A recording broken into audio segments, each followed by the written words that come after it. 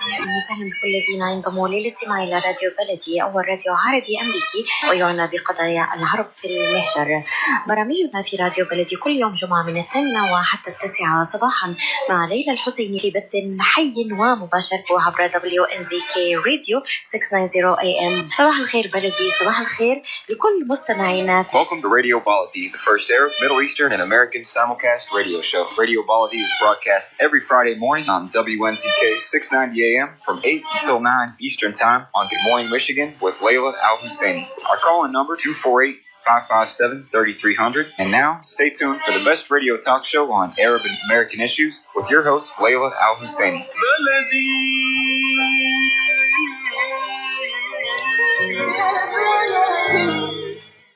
Welcome back to Radio Bellady. It's Friday, October 8th, 2021, and I am the guest host today, sitting in for Layla Al-Husseini on WNZK AM 690 in Greater Detroit.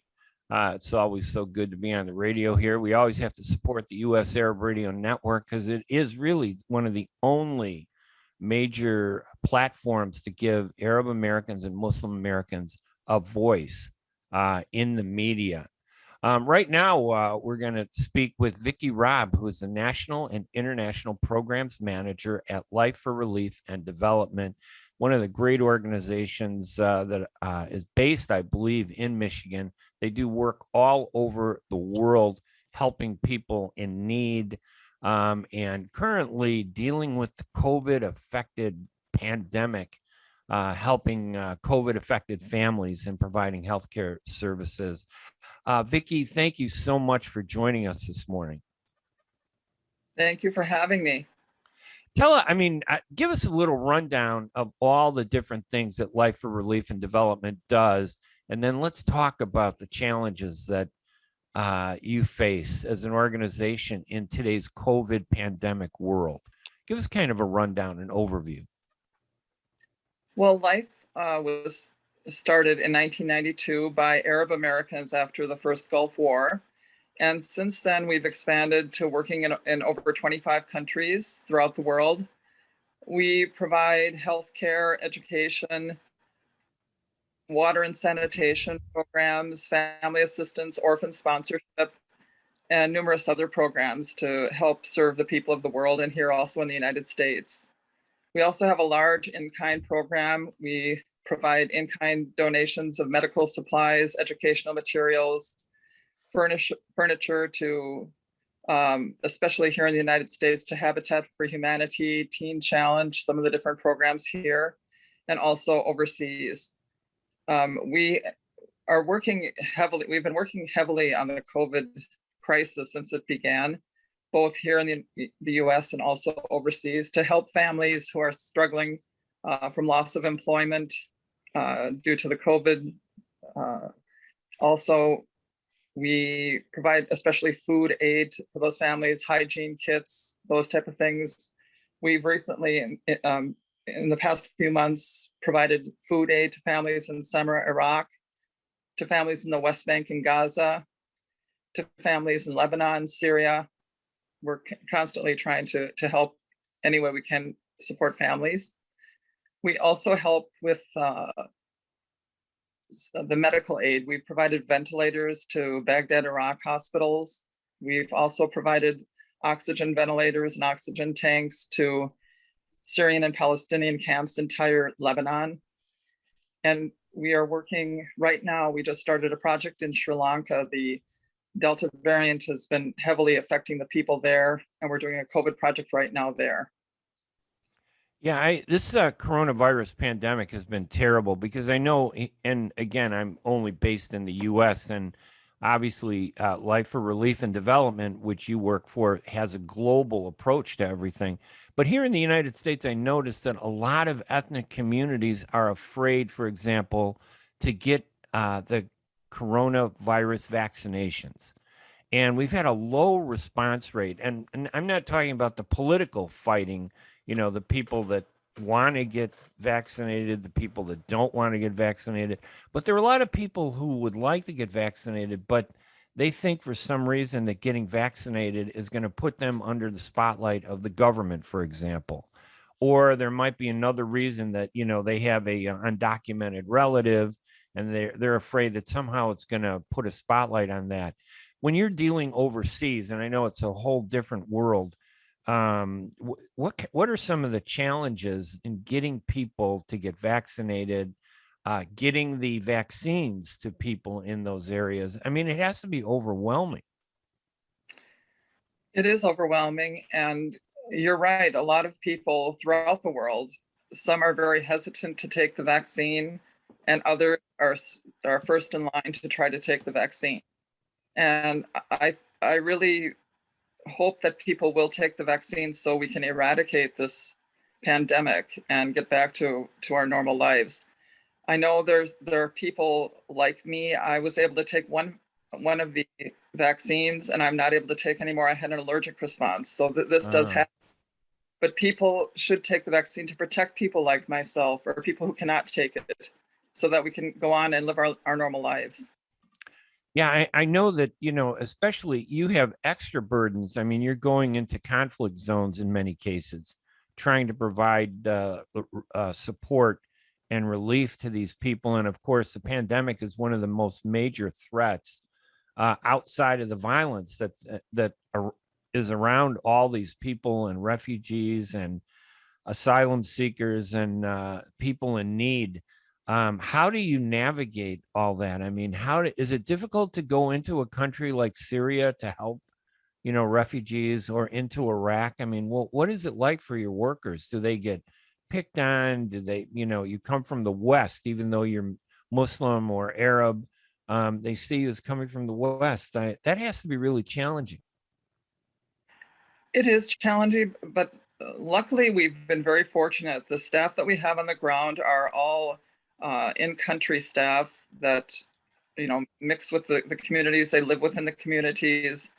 So we don't really suffer any kind of discrimination at all because we are from the US or from abroad. So they're local, they're based local in the countries where you do some of the work. Yes, they're all based locally. Very smart.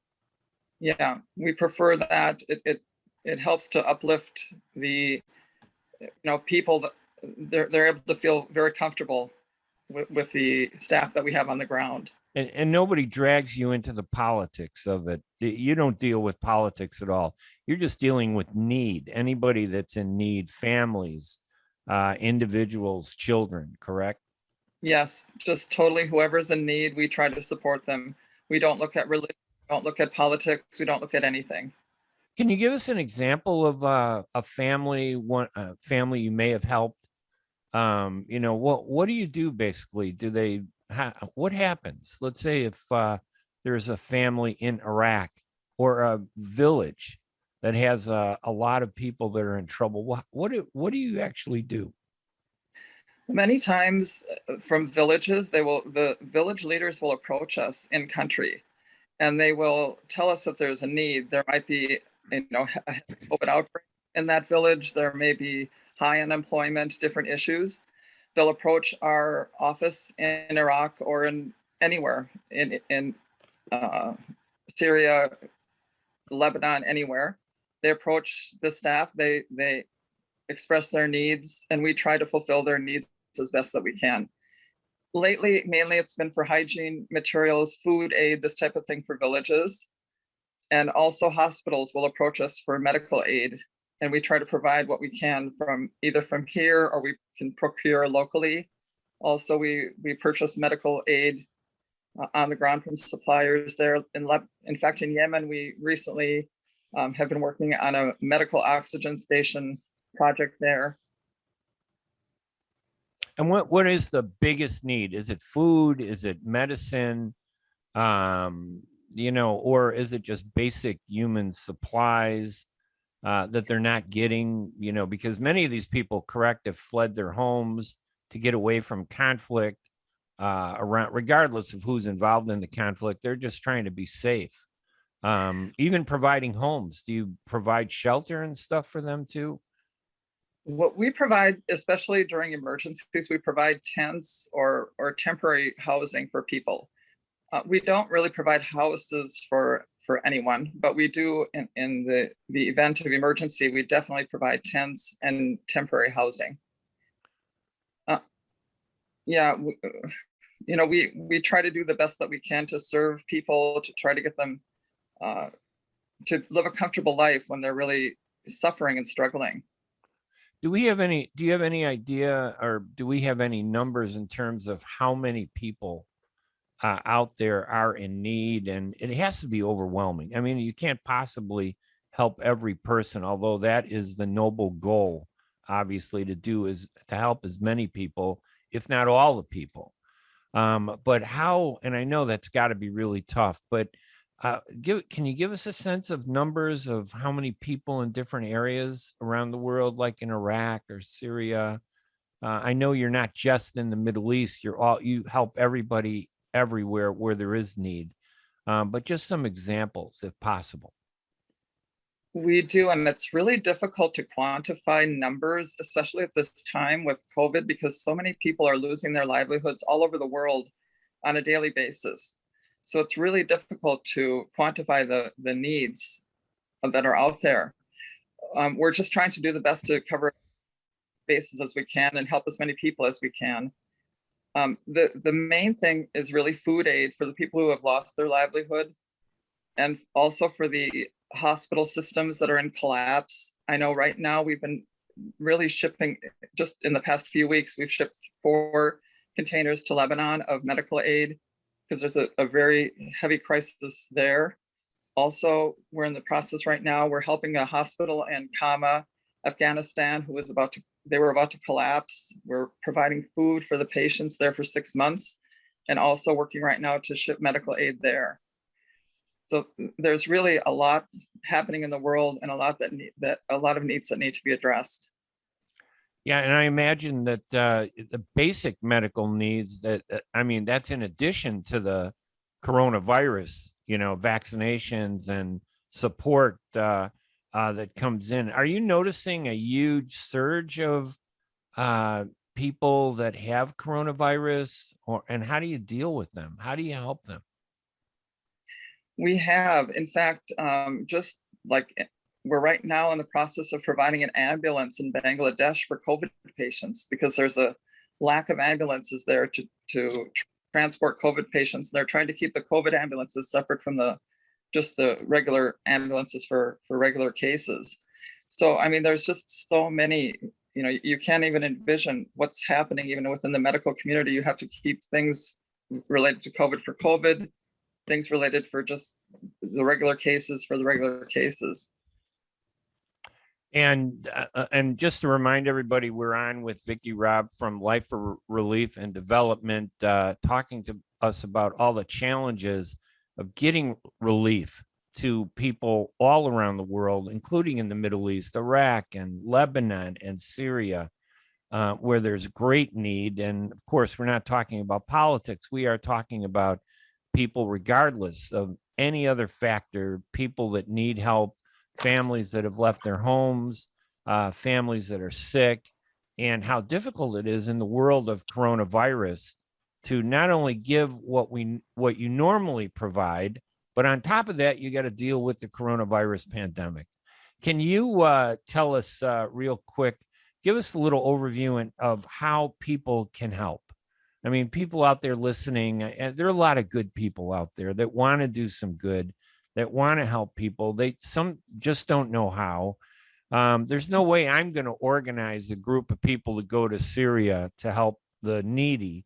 So I turned to an organization like yours, Life for Relief and Development. I think is a perfect organization with a great reputation and a great track record for helping people in need without getting involved in all the politics and the back and forth ridiculous fighting that we have to deal with.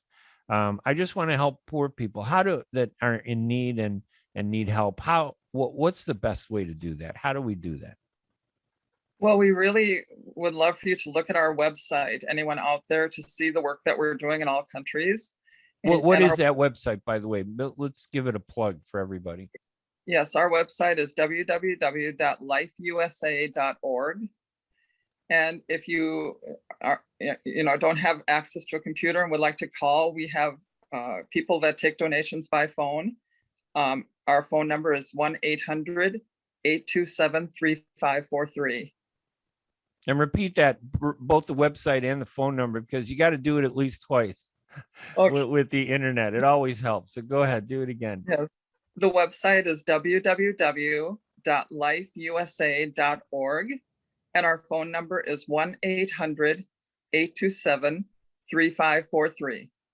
And the best way really is to donate money to allow you to purchase the medicines or the food or the equipment that's needed, correct? You don't want me sending beds, right? Right, because every country and every community has different needs. So for us to provide those needs, we need funds to be able to procure those needs. All right, Vicki, anything else that you want to point out to the audience that they think that they should know about all the great things that you guys are doing? Well, we really want to thank the donors out there who have supported our work throughout the years, and we really hope that they will continue. And as we're moving into a very high giving season now with Thanksgiving approaching, we're going to be providing Thanksgiving meals to families here in the Detroit area through Detroit Friendship House and the Detroit Rescue Mission. So we're hoping to forward for that also. And that's a good reminder that that Life for Relief and Development does a lot of work overseas, but they also help needy families that are here in the U.S. So it's not just overseas, it's right here at home in our backyard sometimes, correct? Yes, we try to do it here. All right, our guest, Vicki Robb, who is the National and International Programs Manager at Life for Relief and Development. Give us that website one more time, one more plug. If I try it, I'll mess it up. Vicki, I don't want to do that. Go ahead. It's www.lifeusa.org. Lifeusa.org. Vicki, thank you so much for joining us this morning. It really was a pleasure. I admire what Life for Relief and Development does. You guys do a fantastic job helping people in need all over the world. And again, not just around the world, but right in our backyard here in the U.S. in Detroit, needy families, especially in today's world of coronavirus, with all the tightening of spending and money, how difficult it is. It's got to be 10 times more difficult trying to raise money and get products and medicines to people overseas. So I just want to thank you for that, and everybody at Life for Relief and Development. You guys do a great job. Thank you so much. We really appreciate your support. All right, no problem. We're going to take a quick break here at Radio Bellady, and then when we come back, we're going to talk about Syria with Dr. Nahed Ghazzoul, a Syrian academic who worked at Aleppo University through 2011 and currently works at Paris Nanterre University. I hope I pronounced that right. I'm Ray Hanania. We're broadcasting live on WNZK AM 690 in Greater Detroit on the U.S. Arab Radio Network. We're going to take a break, and when we come back, we'll talk with Dr. Ghazzoul. I'm Ray Hanania. We'll be right back right after these messages.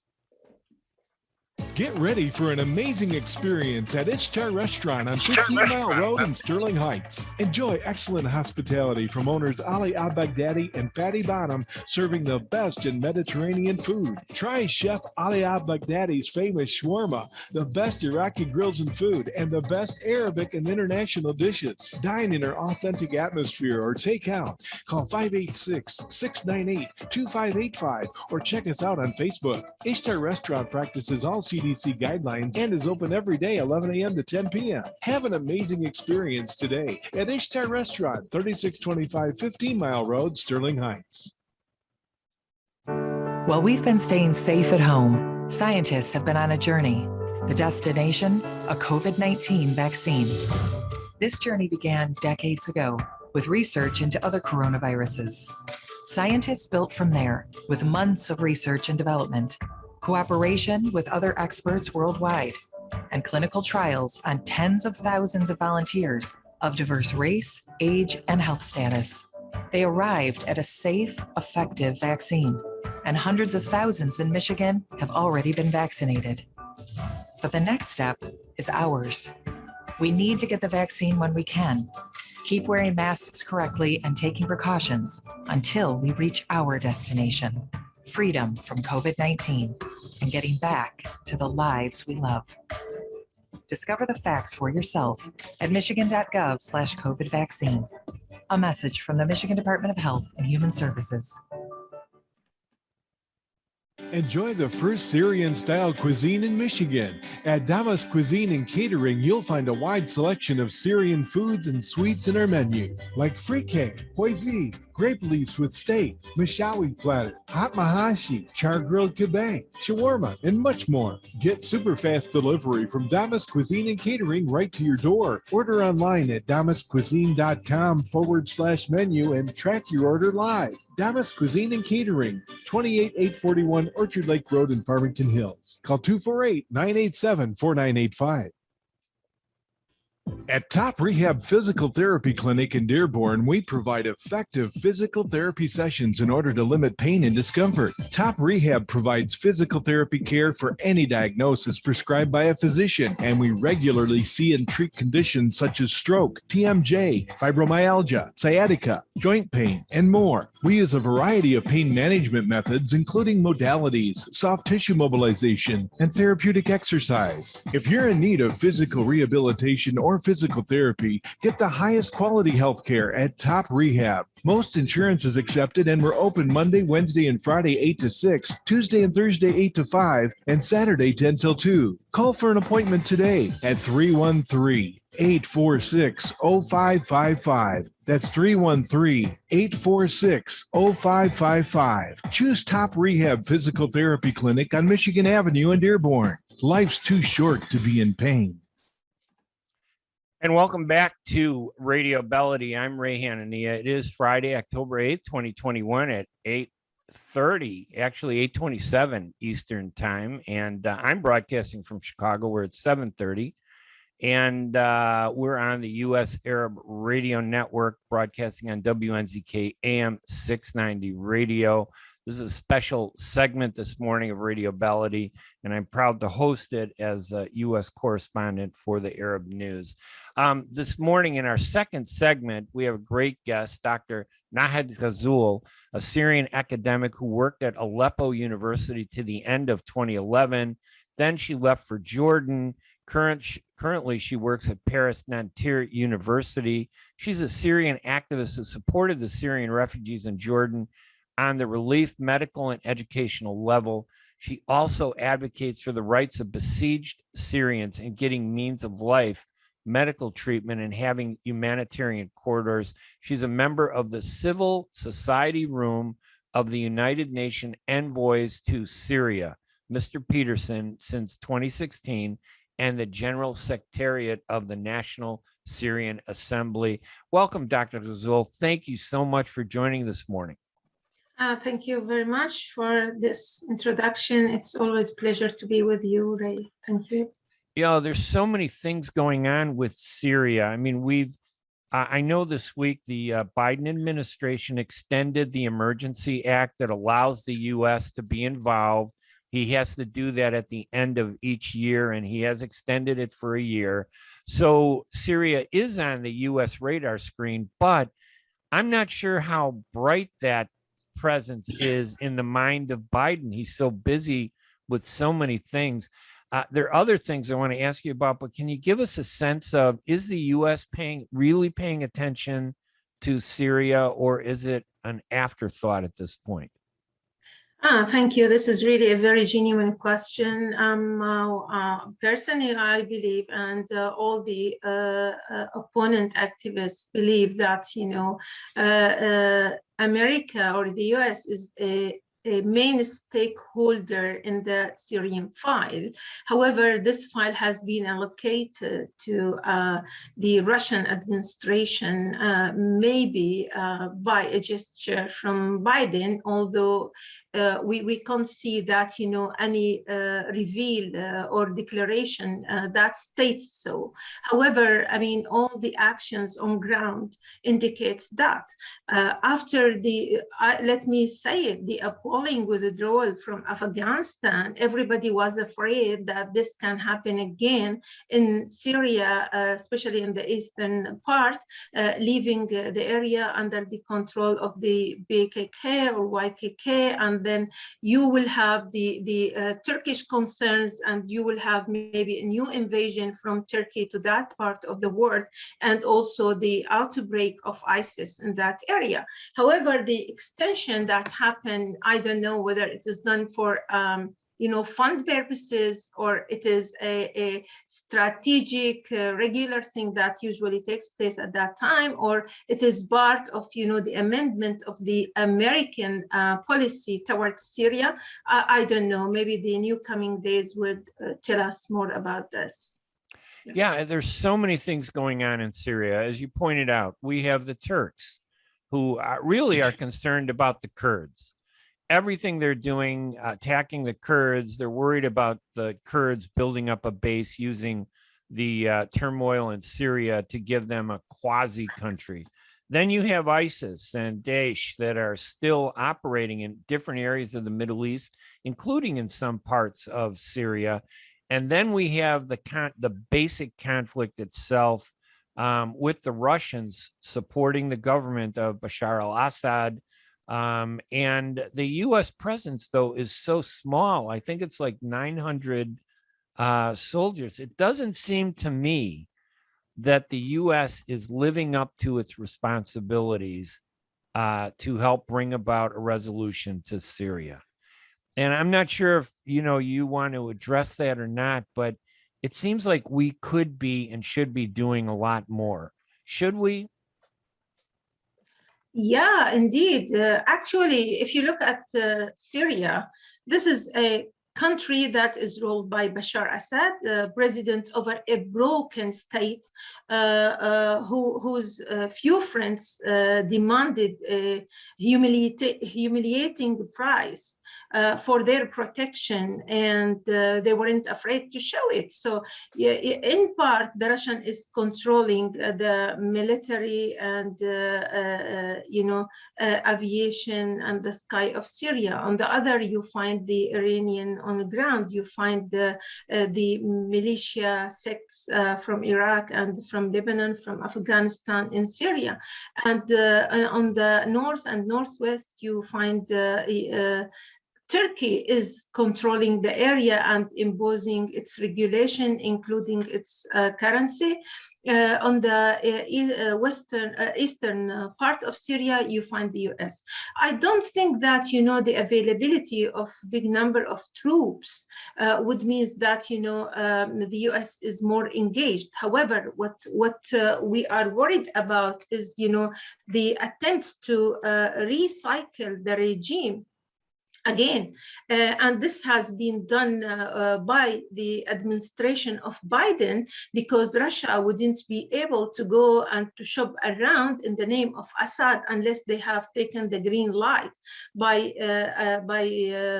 Biden's authority and administration. So what you're saying, I just want to make sure, because that's such an important point. Basically, we have stepped back and allowed Russia and the Assad regime to reassert themselves in what areas they can control. Exactly. And we're not challenging them at all, are we? We've kind of given it a pass.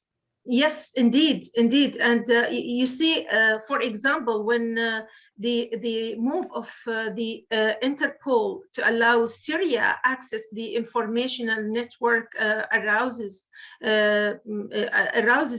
disquiet among some activists.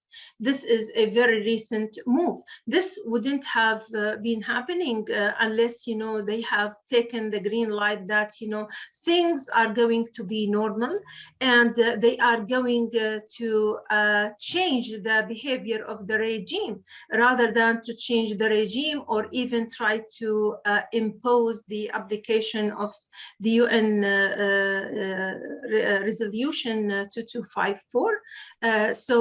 Yeah, absolutely true. I believe that the US is withdrawing back, allowing the Russian to control this strategic area and to give them the light. Although in statements they say no, sanctions is not going to change. However, we know that there is leaking information that Caesar law is going to be amended to allow more rooms for the neighboring countries to have a kind of economic dealing and trades with the Syrian regime, and this can lead to what King Abdullah, the Jordanian, is doing currently. So many things are taking place. However, the Syrian suffering and agony is still the same. The Syrian issue is still the same. The Syrians went out in a revolution against a regime that has led to the displacement and the refugee of no less than 13 million population. The situation is still as it is. You still have more supporters of the regime would like to leave the country immediately. People are starving to death inside Syria. They are facing appalling conditions just because of the regime and not because of the sanctions, because of the corruption, because of the intelligence, because of the violence used against them, because of the militias that are controlling the country and using its resources. And the Syrian is gaining nothing. In front of such suffering, you raise a question, which is politics is without any moral, without morality, but politicians should have some morality. I wonder why the Union is not stepping ahead, is not taking any move towards imposing the UN resolution 2254. Why we are left alone? Why the US led the opponents to a shore where they were really achieving victory, and then they seized everything in the name of Islamists, you see? And they gave the green light to the Russian to interfere in Syria directly and to use all type of weapons to eradicate and get rid of the Muslim fanatics.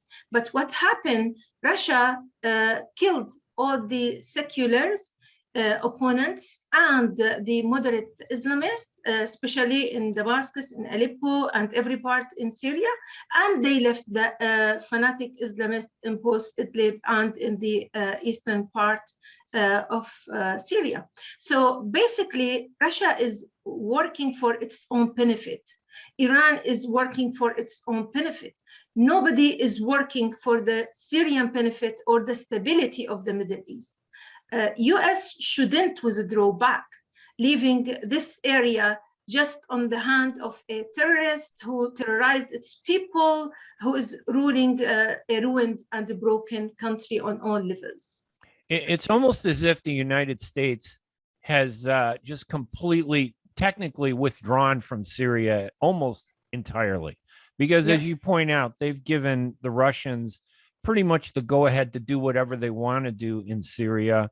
And as you point out, they've targeted civilians who may, in their mind, not be supporting what they're doing. So they've gone and they're massacring and persecuting all these Syrians in Syria that they don't feel are part of their group. They want to get rid of them. And obviously, it's not even, what's really amazing to me is no one is talking about the Russian presence. All they talk about is the minor scuffle in the north with Turkey and the Kurds. It's almost like a distraction. The only thing we've seen come out of the White House is this: we need to curb what the Turks are doing against the Kurds.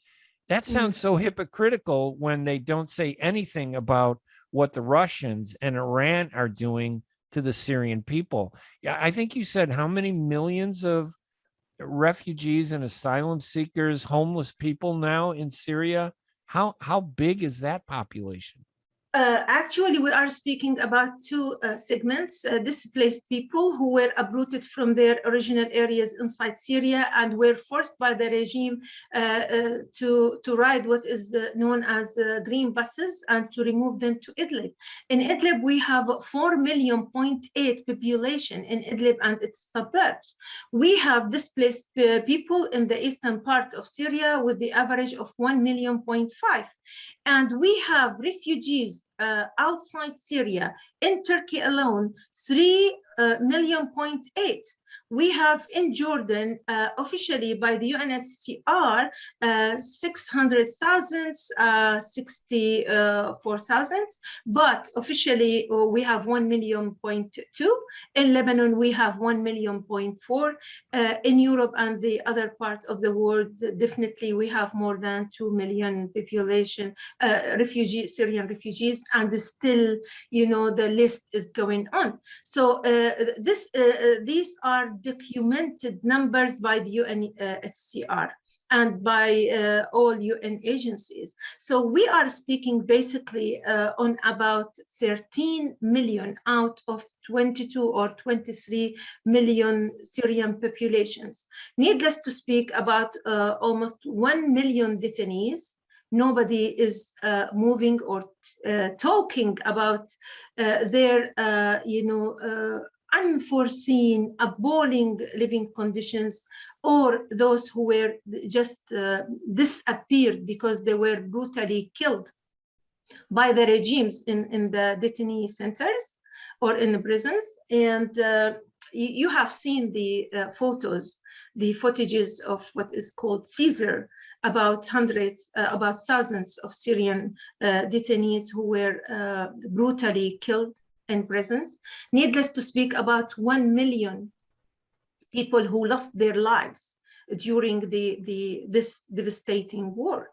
So what are we doing? Turkey is in Syria just because they have real threat from the Kurds, and the Kurds controlled the borders areas, and they dismissed the original Arabs from there, and those people went as refugees in camps on the Turkish borders. So Turkey has its own security concerns, although it is not justified.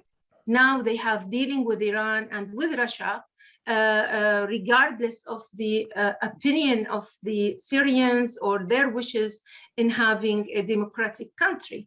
So everybody is telling us. Yeah, isn't it kind of true, though, that the U.S. inaction has kind of pushed the Turks to reach out to the Russians and the Iranians? Because in reality, the U.S. has no influence at all in Syria. So the Turks, the Kurds, I think, really are engaged in a process to expel Arabs and Syrians out of their area to create their own little country, which, I'm not against the Kurds, but at the same time, I'm against the idea that they can take something from a people that are in such trauma to exploit that for their own benefit is terrible. It seems like the Turks are trying to stop that, which could be a good thing, but instead of working with the United States as they were years ago, they're now working with the Iranians and the Russians to make that happen. It's really a mixed up situation. Indeed, everybody is looking for its own benefit, and we have to separate between the Kurds as people and Kurds as, militias who belong, and mostly they are coming from Iraq. They are after Öcalan. They raise his photos. They raise another Syrian flag, because always we say, if those people suffered from oppression on the time of the regime, they shouldn't practice the same thing on the Syrian people. We believe that, they are Syrians. They should have their own nationality, and nationality guarantee for everyone his own rights to be from the top of the pyramid's president to the end of the pyramid according to his or her qualification, and not based on your ethnicity. Otherwise, look at the USA. How many ethnicities do they have? But they have one president. They have one country. You see, so basically, of course, we denounce the brutal actions that even, they kill even other Kurds because they object their policy. So they have their own agenda. Turkey has its own agenda. Russia has its own agenda. US has its own agenda. Iran has its own agenda, and they all benefit from the presence of Bashar Assad in power because he is selling everything in the country, in the land, in the sea, on the sky, for others, just to stay in power.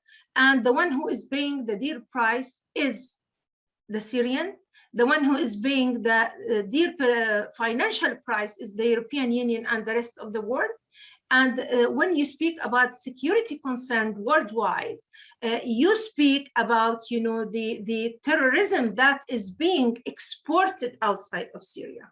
When young lads have no education, no job, no security of life, what they do, Russians are recruiting them to go and fight in another part of the world. Turkey is recruiting them to go and to fight. So they become mercenaries. And those mercenaries can do anything just for the sake of money. If you want to stop all this, US should have a different policy, should be more positive and more serious in dealing with the Syrian fight, because the presence of troops is not an indicator is that they care or they don't care. No, we know that behind the scene the US diplomacy is playing that role of stepping back, sending signs, green lights to others to start a normal relationships with Assad regime, the thing we absolutely reject. And the real tragedy here from the standpoint of the United States is that we are doing nothing to help the poor, the victims. We're doing nothing to end the crisis in Syria. What we're basically doing is just allowing it to continue status quo, which is horrible. It's the worst status quo of any area in the world, I think, in my opinion. And the only reason we're doing that, I think, is because the U.S. is allied with Israel. Israel is happy to see this conflict in its northern border, its northeast border, because it prevents what they see as a threat coming from Syria. All this turmoil in Syria is to their benefit. And as long as that conflict doesn't impose on Israel, the U.S. is going to do nothing. We're going to do nothing. If for some reason this conflict were to be a threat to Israel, I would bet that you would see an automatic rise in the Biden administration attention to Syria, and they would take quick and firm action to change things. And that aside, though, what do you think the U.S. should be doing that they could be doing to bring the tensions down, to ease the suffering of Syrian refugees, asylum seekers? What should we be doing? Here's an opportunity for Biden to lead. What should he do to be a leader to bring some relief to that area of the world? Yeah, let me just start from a very important point I didn't want, to talk about, but you raised. The whole issue is about the security of Israel. And since Syria has been destroyed totally, and it is military infrastructure, the human fabric, the human capital. So why to change the regime? And who would they find somebody to protect their borders more than this? If you want to have peace and stability in the area, you should, leave the occupied lands, and then you can start fresh. I believe that the US should play a more decisive role. First of all, what happens, with the activation of the partnership of the Syrian regime with the Interpol would bring a bill that worries all the political opponents who are working outside Syria, that they can be in danger and they can be arrested and brought to the regime by faking, allegations, fake allegations against them. This step should be studied carefully, and such things shouldn't happen. Number two, we believe that the US is still the biggest power in the world, and they should stand for what they are and who they are. US shouldn't sell a whole nation for the sake of I don't know how do you call it, mercenary politics. They should take more serious actions towards finding a final solution to the Syrian revolution and the crisis by implementing and force implement the decision 2254. If it is going to face an obstacle of the veto in the UN, they can forward the file into the UN General Assembly, and in that you can escape this and you can be more serious in finding solutions. Coalition opposition party maybe is not the good representative of Syrians, but we are having other national bodies that brings the Syrian voice into one column, into one target. They can take such initiatives and the platform more seriously to engage them in what is called the opponent body that can really help in reaching a satisfactory solution for everybody. Are the Syrian refugees and asylum seekers getting the amount of support that they need to survive, or is it just minimal? And is the United States in participating in helping? Maybe the United States is the last country to accept refugees. And also the movement of the refugees or legal, applications for refugees is in its lowest. Countries such as France used to accept the refugees Syrian refugees the moment they arrive. Now you find that, they reject a lot of files, not for good reasons, just because they are tired of refugees and because you have other crises that has been created by the US, such as what happened in Afghanistan. So you have more floods of new refugees and always, when your file is archived, people would like to consider other things. 10 years, tell me about any nation who fought for 10 years, who paid millions of killed people, the destroyed country, and they are still striving to return back to square one. So this is why countries stopped more or less having or receiving more refugees. The opposite, as we heard that Denmark and other countries were thinking of returning the refugees because they believe that Syria is safe now. Whereas you find in Syria, people are queuing to get their passport to flee the country, be it by sea, by air, by foot, just to leave Syria. So this U.S., this false sense of things are better really comes from us stepping back as a United States. We've allowed it to seem like everything is okay, but everything is not okay.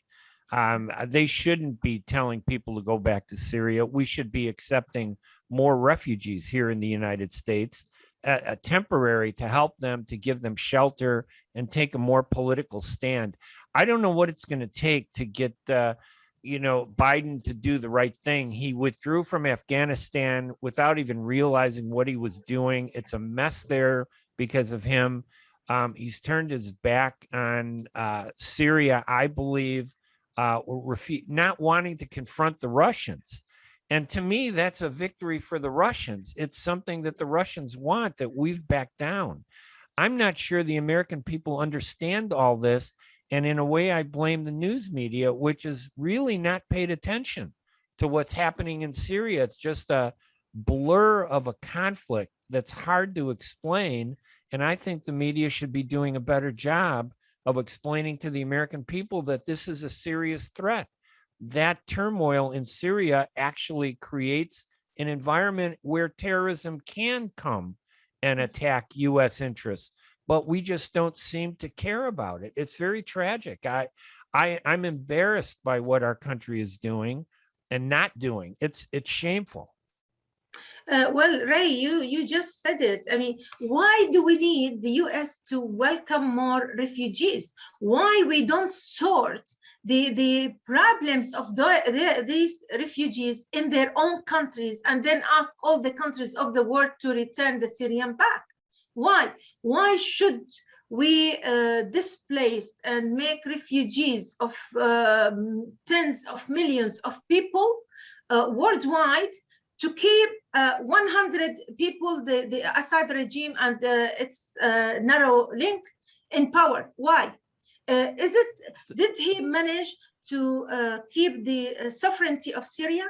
If so, what are the Russians doing in Syria? So what are the Iranians doing? So you you're should saying, solve the problem. The Right. media, the American media, should keep bringing the Syrian issues every time, just to tell the Americans that the threat can be by keeping the status quo in Syria, because it will be a factory, not only the drug, but also of terrorism. Dr. Ghazzoul, listen, this deserves so much more time to talk about because it's such a complicated issue, but I think you've given us some insight into what needs to be done over there. My guest, Dr. Nahed Ghazzoul, thank you so much for joining us this morning here at the U.S. Arab Radio Network. We have to do this again because I agree that this topic needs a brighter spotlight, needs more discussion. People need to be focused on it. Thank you so much. Thank you. Thank you very much. Thank All you. right, I'm Bye. Ray Hanania. We're going to take a quick break, our final break, and then when we come back, we'll say our goodbyes. Thank you so much, everybody. We'll be right back right after these messages. Are your hands feeling numb? Do you feel pain opening up a jar, turning a key? Are you noticing that your elbow and your shoulder are becoming stiff? Or were you recently injured in your arm? Hello, I'm Dr. Al-Majid Katranji, and at the Katranji Hand Center, which just recently opened down the street from the Somerset Mall, we can provide you with the latest in hand, wrist, elbow, and shoulder care. Visit us at www.katranjihandcenter.com to learn the latest techniques that we have to offer you, and I look forward to taking care of you. Visit us in Troy at 1565 West Big Beaver Road, Building F, or call Katranji Hand Center for an appointment at 248-869-4263. That's 248-869-4263.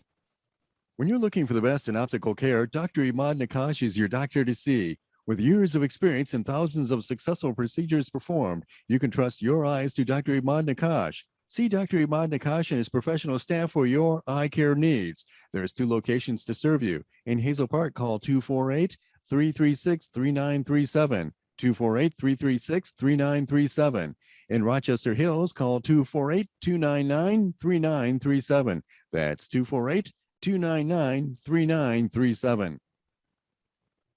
And welcome back to the U.S. Arab Radio Network. It is Friday, October 8th. I'm Ray Hanania here at Radio Bellady, sitting in for Layla El-Husseini at WNZK AM 690. I want to thank both of our guests, Vicki Robb from Life for Relief and Development, for helping us understand the challenges that this great not-for-profit charitable organization that provides humanitarian assistance is facing in the COVID pandemic, and also to Dr. Nahed Ghazzoul, a Syrian academic who has given us this great insight into the challenges that are facing the Syrian people. It's so complicated. We cannot let that go off our horizon.